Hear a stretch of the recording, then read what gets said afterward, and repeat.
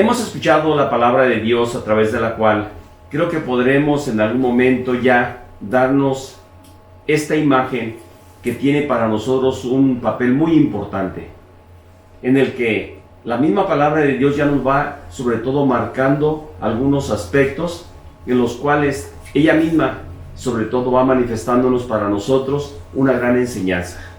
La enseñanza: Jesús es aquel que ha sido propuesto para la salvación de los hombres desde la antigüedad. Y en el pueblo de Israel ha venido sobre todo caminando esa tradición de los profetas, de aquellos que en algún momento anunciaban la venida de la salvación a los hombres y a los pueblos, pero de manera muy especial en el pueblo de Israel. Sin embargo, nos dice algo muy claro: llegada la plenitud de los tiempos, dirá el apóstol Pablo en su carta a los Gálatas. Y aquí es donde viene a cumplirse a plenitud este llamado.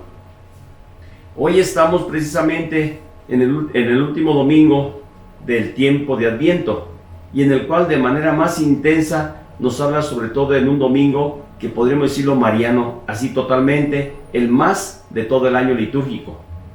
¿Por qué? Porque aquí podemos introducir un poquito estos elementos. Primero, el día 8 tuvimos la fiesta de la Inmaculada Concepción, una fiesta mariana muy grande, en la que reconocemos la pureza de María. Segundo, tuvimos la fiesta del 12 de diciembre, fiesta de Nuestra Señora de Guadalupe, con todas las circunstancias que se han dado ahorita por esta situación en el mundo y de la enfermedad. Sin embargo, ha sido una fiesta mariana totalmente, ahora de hogar, de familia, de comunidades en pequeño, no con la forma masiva como se hacía. Sin embargo, María se celebró de manera muy clara y muy fuerte en todos los lugares de nuestra patria, hasta el último rincón. Sin embargo, tenemos que decir, ella es sin duda el personaje central de una manera muy particular de todo este tiempo de Adviento. El profeta Isaías, el profeta Malaquías, Samuel, nos da indicios y nos da la esperanza, sobre todo en ese sentido, que ya veníamos viéndolo desde los domingos anteriores, donde nos venían hablando del contexto de esa espera y la esperanza de un pueblo.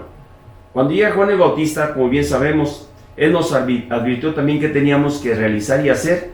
¿Para qué? Para preparar ese camino de esperanza. Allanen los caminos, que todo sendero se enderece, que todo collado se levante, que se empareje todo. Y en ese sentido nos advirtió que lo que tenemos que hacer. ¿Para qué? Para que se alcance a cumplir también esta promesa de Dios. Hoy María nos enseña a acoger en primer lugar al Señor que ya viene.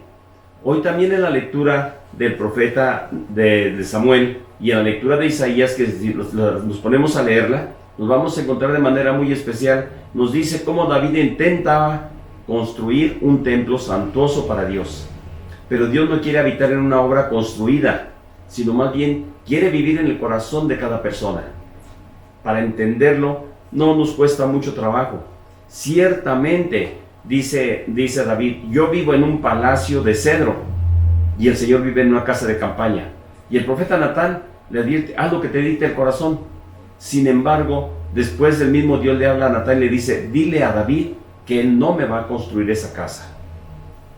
Por eso también tenemos que decir cómo en algún momento nosotros también tenemos que empezar un poquito, sobre todo en nuestra vida, de una manera muy especial, cómo de alguna forma tenemos que vivir haciéndose uno más entre los hombres Dios y nosotros haciéndonos uno con Él.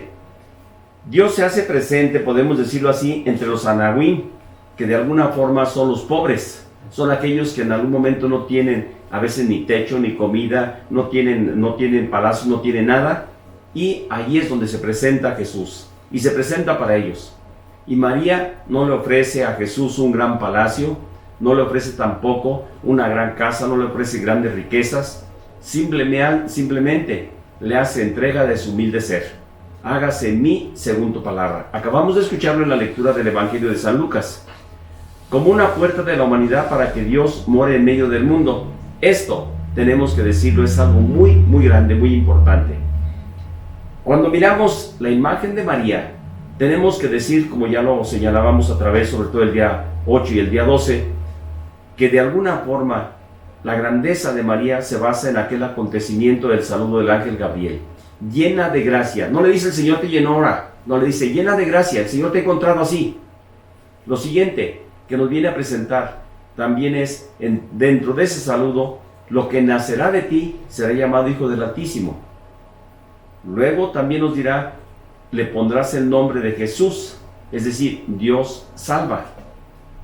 El Emmanuel, el Dios con nosotros, que también dirá el profeta Isaías. Todo esto se complementa para que en algún momento entendamos la grandeza que tiene María en el contexto de la vida cristiana católica.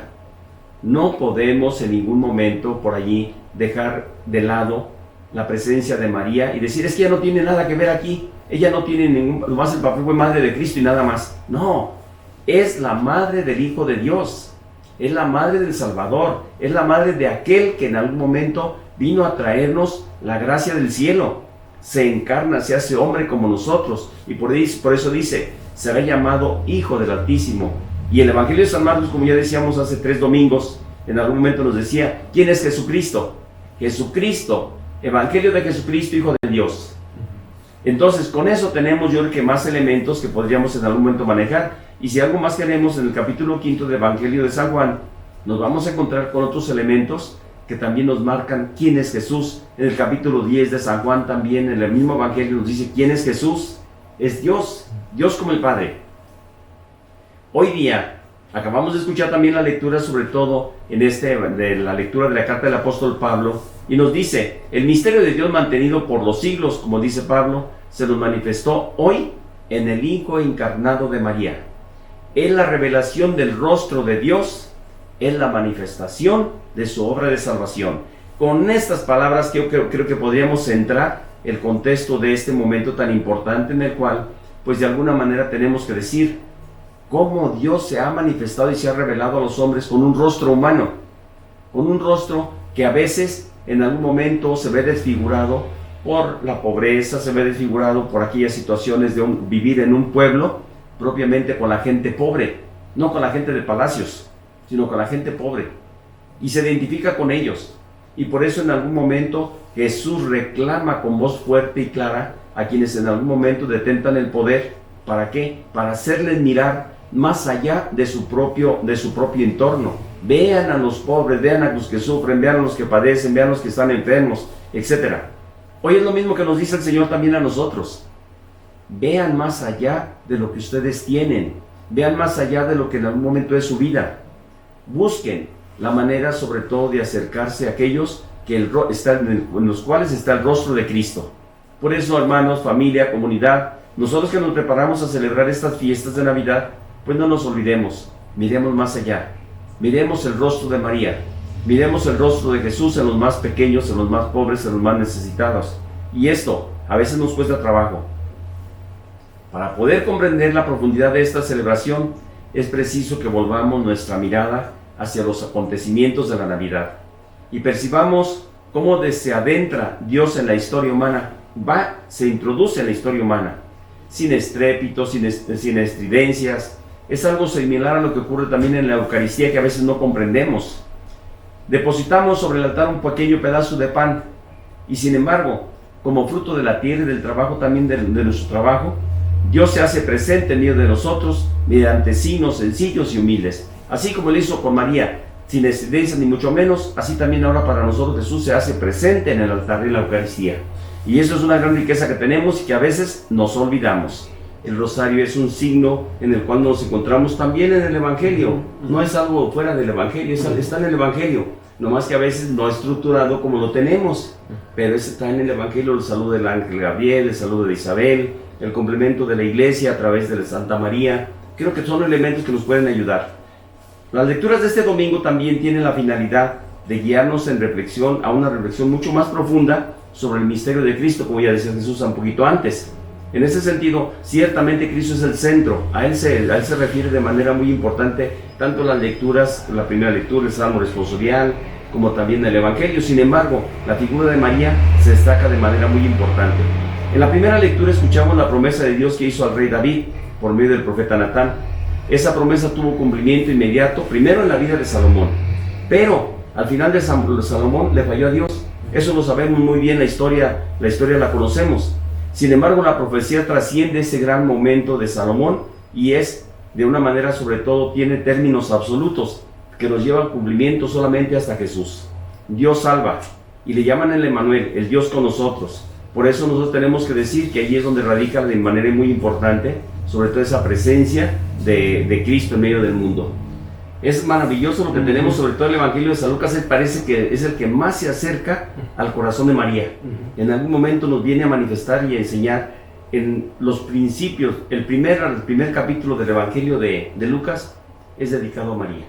Así podemos decirlo con toda la palabra. Sin embargo, también yo quiero agregar un poquito las palabras que viene a complementar María, sobre todo al final, después del saludo de Isabel. Dichosa y bienaventurada me llamarán todas las generaciones. Y aquí es donde tenemos una de las respuestas más grandes, sobre todo, ¿por qué en la iglesia queremos a María? ¿Por qué en la iglesia honramos a María? ¿Por qué le damos ese lugar tan especial en nuestra vida de católicos? Pues porque María es la madre de aquel que en algún momento fue elegido por Dios para la salvación de los hombres. Aquel que se encarnó y se hizo hombre. Aquel que se abajó hasta nuestra naturaleza humana y nos levantó para llevarnos precisamente a encontrarnos esa respuesta tan grande como es el don de Dios. Disfrutemos de nuestra fiesta de Navidad, disfrutemos de la presencia de María, disfrutemos de la presencia del Señor que se encarna y viene a nosotros. La esperanza del hombre es transmitir el mensaje de la salvación a los demás. Y pues que el Señor me les bendiga, les acompañe y proteja siempre. El Señor esté con ustedes. Y con su espíritu. Y que la bendición de Dios Todopoderoso, Padre, Hijo y Espíritu Santo, descienda sobre ustedes y les acompañe siempre. Amén. Pues muy bien, muy buena tarde y para todos una feliz Navidad. Dios te salve María, llena eres de gracia, el Señor es contigo. Dios te salve María, llena eres de gracia, el Señor es contigo. Bendita eres entre todas las mujeres, y bendito es el fruto de tu vientre, Jesús. Santa